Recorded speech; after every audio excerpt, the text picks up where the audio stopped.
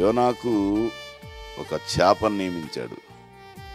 నియమించగానే అది మింగింది కదా, మింగింది.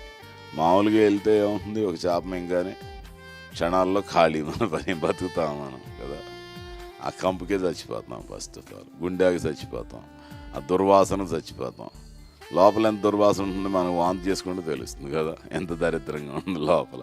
అంత పెద్ద చేప లోపల ఎట్లా ఉంటాం మనం. కానీ దేవునికి అసాధ్యమైంది. ఆయన ఒక పని నియమించాడు, ఆ పని నెరవేర్చడానికి అతను పిలిచాడు కదా. పిలిచి అప్పుడు మంచి ప్రయాణం చేస్తే హాయిగా ఉండేది కదా.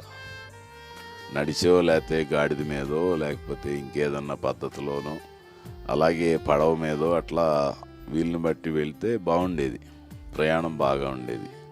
ఇప్పుడు మాట వినకపోయినందువలన ఏమైంది, చేప కడుపులో ఉండి ప్రయాణం చేయాల్సి వచ్చింది కదా. సో దేవుని మాట వింటే ప్రయాణం చాలా క్షేమంగా ఉంటుంది, గమ్యస్థానానికి చక్కగా వెళ్ళటానికి వీలవుతుంది.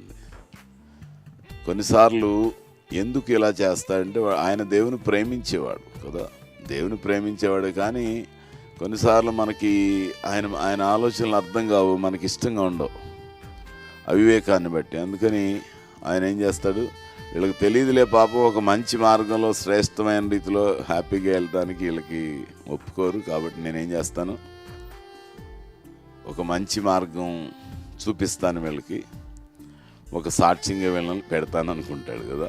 అందుకని యోనాని చక్కగా చేప కడుపులోంచి ప్రయాణం చేపించాడు. హల్లెలూయా. సో అప్పుడు లోపల ఆయనకి కొంచెం బాగా పశ్చాత్తాపం వచ్చింది. వస్తుందా రాదా, చచ్చిపోతానేమో చూసి సావట్లా. అందుకని ఇక లాభం లేదు నాయన, ఎంతకాలం ఇక్కడ ఉండాలి ప్రభు, నన్ను తీసుకెళ్ళి నాయన బయటకు తీసుకురా అని అగాధ జలముల నుంచి ప్రార్థన చేశాడు. అంది కదా, ప్రార్థన చేశాడు.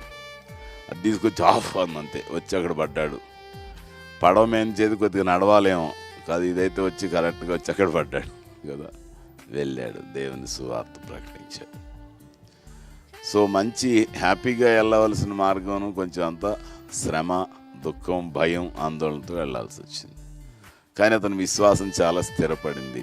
దేవుని పిలుపు అతను గట్టిగా అర్థమైంది, దేవుని మాట అర్థమైంది. కొన్నిసార్లు మనకు వచ్చే కష్టాలు, శ్రమలు, అవమానాలు, నిందలు, వీటన్నిటి మధ్యలో దేవుడు మనల్ని కాపాడి ఆయన ప్రణాళిక మనకు అర్థమయ్యేలాగా చేస్తాడు.